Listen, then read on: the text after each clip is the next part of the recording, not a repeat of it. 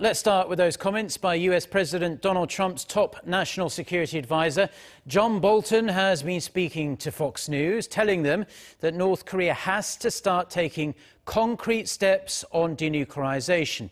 He also mentioned that President Trump is prepared to send Secretary of State Mike Pompeo back to Pyongyang to keep the dialogue between the two sides going at the highest level. Seung-jae starts us off. U.S. National Security Advisor John Bolton says President Trump has offered to send Secretary of State Mike Pompeo to Pyongyang once again to meet with North Korean leader Kim Jong-un and continue the ongoing negotiations on dismantling the regime's nuclear weapons program.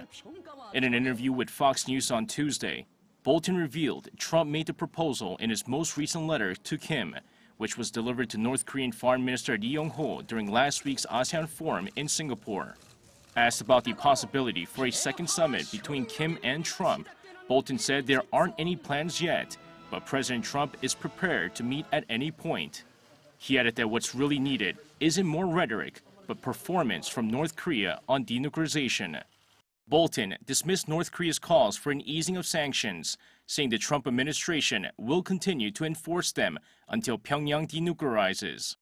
Bolton says the U.S. has lived up to its side of the Singapore Declaration, but North Korea, he feels, has not taken the steps needed to denuclearize.